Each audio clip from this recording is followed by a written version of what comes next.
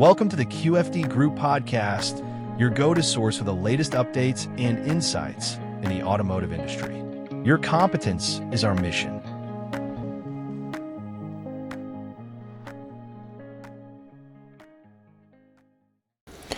Hányan voltak körülbelül ezen a képzésen? Összesen 11-en, gyakorlatilag 4 cégtől 4 ilyen nagyobb multicégnek a kollégái voltak ott, 2 nagyobb és 2 közepes méretű, és ők is hozták a tapasztalataikat, merültek föl a részükről is érdekes kérdések és megjegyzések. Az egyik ilyen egyébként pont ezzel a folyamatok sorrendjével kapcsolatban, hogy hova célszerű tenni a belső audit, internal audits folyamatot, hogy azt az audit eleje felé érdemes megnézni, vagy a vége felé. Nincs egyértelmű követelmény, és itt különböző iskolák vannak. Van, aki az elejére teszi, hogy lássa, hogy az előző belső auditon, vagy a másik belső auditorok mit láttak. Én abba a táborba tartozom, aki inkább a végére teszi, mert nem szeretném, hogy egy másik auditornak az eltérései, vagy véleménye, vagy egy előző auditnak az eredménye, az befolyásolja az én stratégiámat. Tehát én az audit stratégiát azt az audit előtt begyűjtött adatok és információk alapján fölépítem. Én például ezért a belső auditot azt a végére teszem, és aztán ott megint össze lehet hasonlítani, hogy amiket én láttam ott az elmúlt napok alatt, az mennyiben találkozik a korábbi audit eredményekkel. De itt hangsúlyozom, hogy erre nincsen kőbevésett szabály. Erre az egész sorrendiségre nincs kőbevésett szabály, ez egy picit inkább a best practice-ről szól, hogy hogyan tudjuk a legtöbb információt kinyerni az auditokból. Mert igazából ez a kérdés, a felső vezetőségnek ez az elvárása, hogy információt kapjon, hogy áll az irányítási rendszer, hogy működik az irányítási rendszer. Világos, azt azért szerintem hozzáteszem, hogy a felső vezetőség az IATF auditot nem feltétlenül úgy tekinti, mint egy felmérés a cégnek az egészségi állapotáról, hanem mint csak legyen meg, menjünk át rajta, nem? Tehát inkább hogy érzed, hogy inkább a túlélésre inkább arra mennek, hogy meglegyen, nem pedig arra, hogy ezt utána használják a 2 audit között, és forgassák ezeket az eredményeket. Mi a tapasztalatod? Nem tudok tényeken alapuló módon ellentmondani, legalábbis ami a tanúsító auditokat illeti. Viszont a belső auditoknál, és ez egy indikátora is annak, hogy a felső vezetőség mennyire veszi ezt komolyan. Minél komolyabban veszi a felső vezetőség, annál magasabb színvonalúak a belső auditok, mert a belső audit az tulajdonképpen olyan, mint az éves orvosi vizsgálat, mint a menedzser szűrés. Én azért megyek el oda, hogyha lehet, akkor még időben megállapítsák a problémákat, amikor még lehet rá reagálni. És tulajdonképpen a belső auditnak is ez a célja, hogy a vezetőség kapjon egy objektív képet az irányítási rendszernek az állapotáról, működéséről, hogy még azelőtt tudjon adott esetben reagálni, mielőtt a vevő szól, hogy komolyabb problémák vannak, vagy ne adj Isten a könyvvizsgáló, vagy a controlling. Igen. Tehát ketté bontanám. Nyilván a tanúsító auditokat azért nem annyira élvezik a cégek, ellenben a belső auditba azok a cégek, akik komolyan gondolják és akarnak információt kapni belőle, vagy azok a vezetők, ott a belső audit is működik, és jól működik. És ezek a cégek küldenek az Auditor Klubra például kollégákat. Említetted, hogy több témával foglalkoztatok, több témát dolgoztatok fel ez alatt ezen az alkalmon. Milyen témák, vagy milyen főbb témák voltak?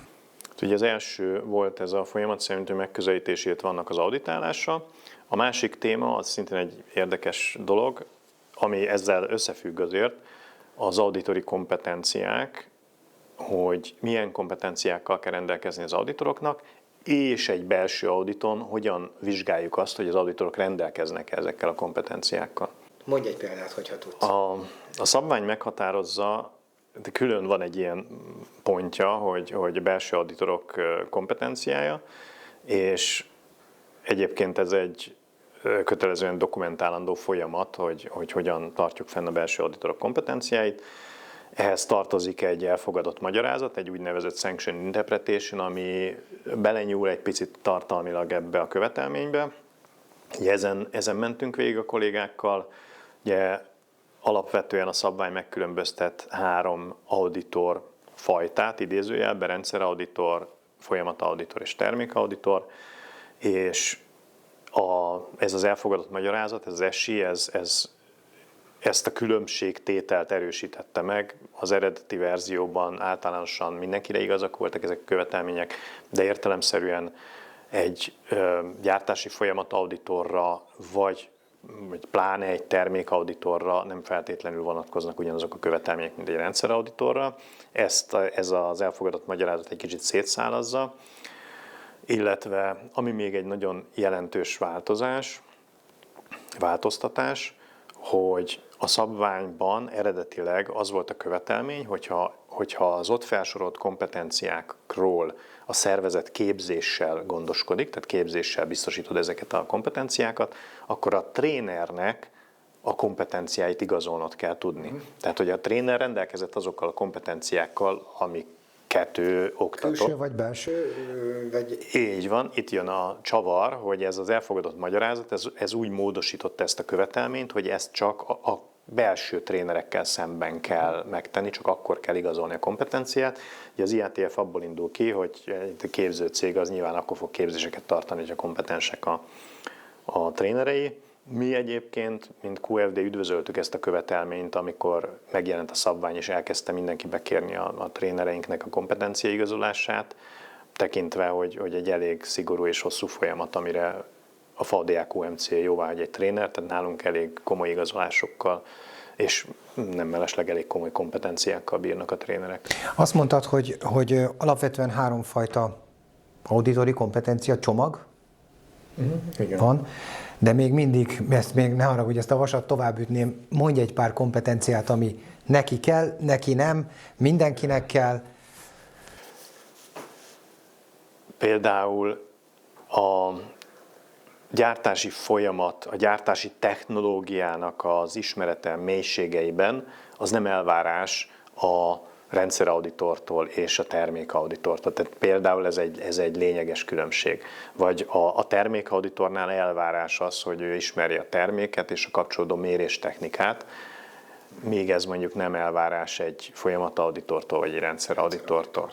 Ellenben mondjuk egy rendszerauditornál meg elvárás az, hogy ő a folyamatszemléletű megközelítést ismerje. Itt a 19011-es ISO szabvány egyébként elég részletesen, vagy sokkal részletesebben leírja azt, hogy az auditori kompetenciákat hogy kell meghatározni, biztosítani és fenntartani. Tehát onnan is lehet még ötleteket meríteni, de alapvetően talán ezek azok, amik ilyen nagyon lényeges különbségek.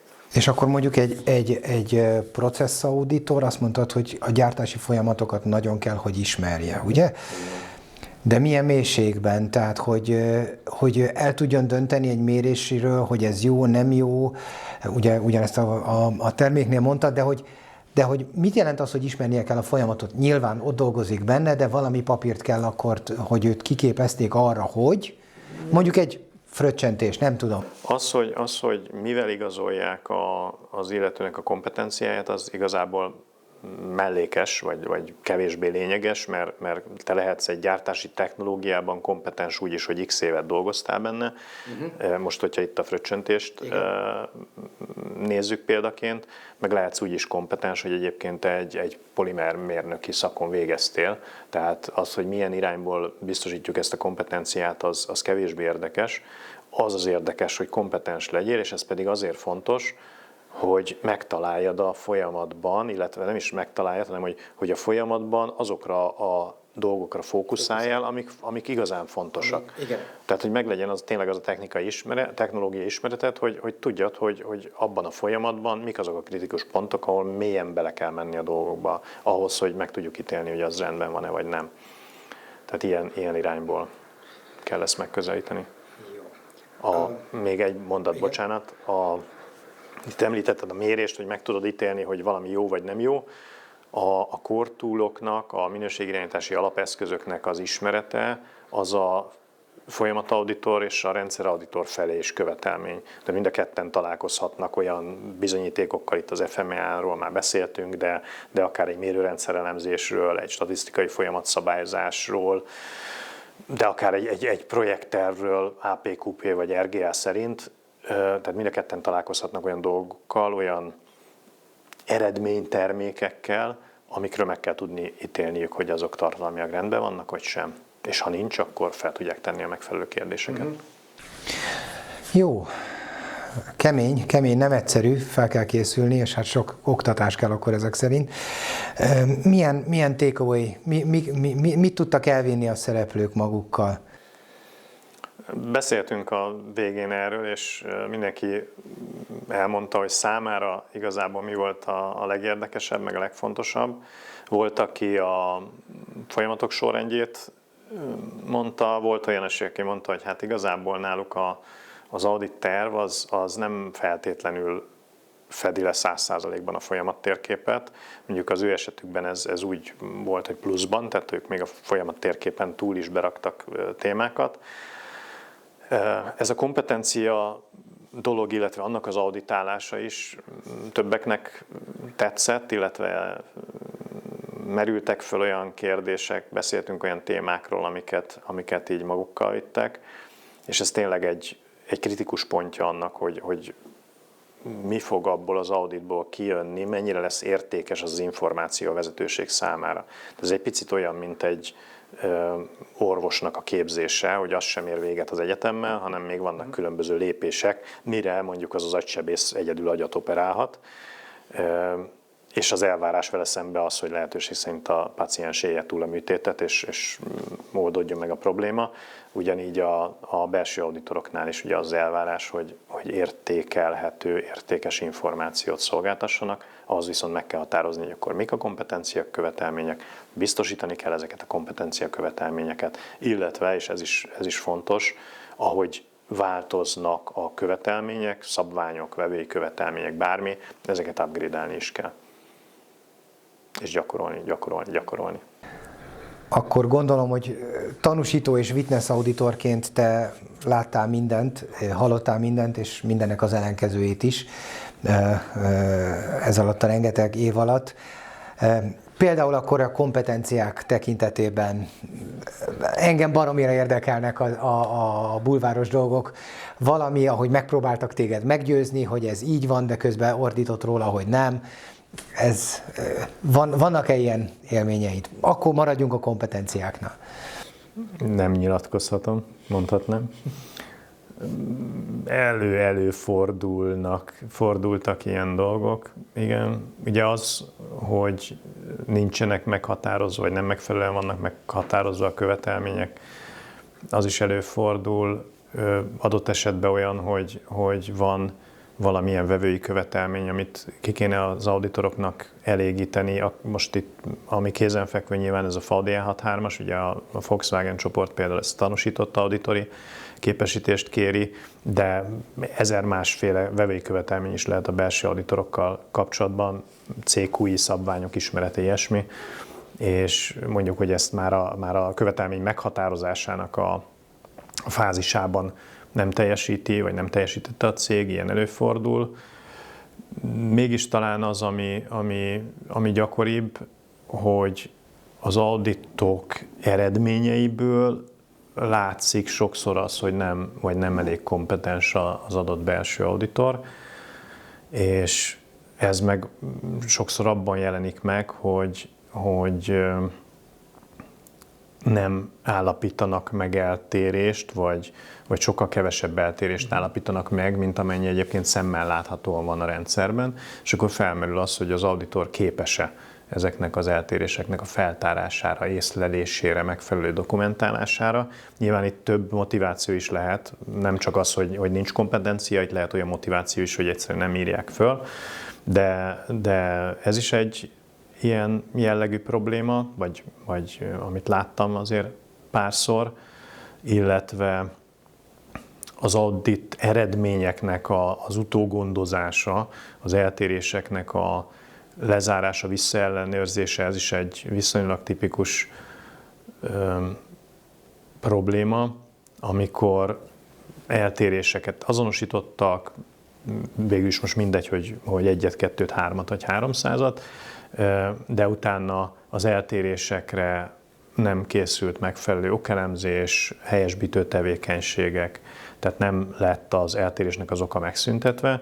Ugye az eseteknek a túlnyomó többségében, meg egyébként az audit folyamatok szerint, meg a 19.011 szerint is, hogy az auditornak le kell zárnia az eltéréseket, tehát az auditáltak, ha szükséges, vezetnek be azonnal intézkedéseket, megkeresik a problémának a gyökérokát, és arra határoznak meg helyesbítő tevékenységeket, és ennek az egésznek kereknek kéne lenni, és az auditornak, ha és amennyiben nem megfelelő az okelemzés vagy a helyesbítő tevékenység, akkor ezt vissza kéne utasítani.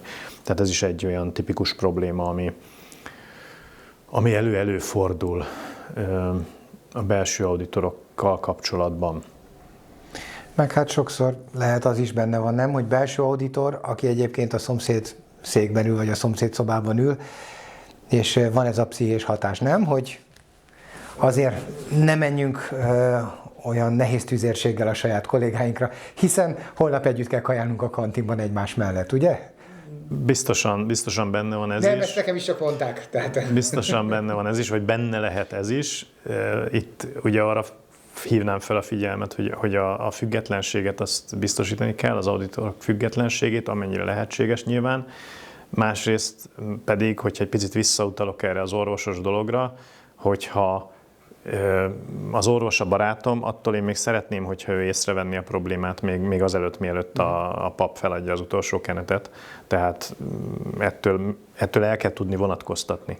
Tehát nem azért csinálom a belső auditot, hogy neked örömet szerezzek, aki mondjuk a szembelévő asztalnál ülsz, hanem azért csinálom a belső auditot, mert a felső vezetés ezzel megbízott.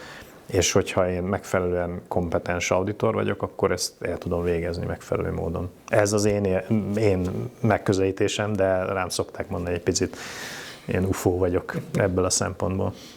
Igen, valószínűleg nem mindenki így éli meg, akit auditálnak, akár belső, akár külső, tehát ez mindenképpen egy nagy stressz. Úgyhogy jó. Sose stresszeltem az auditokat. Vajon miért? Jó, köszönöm.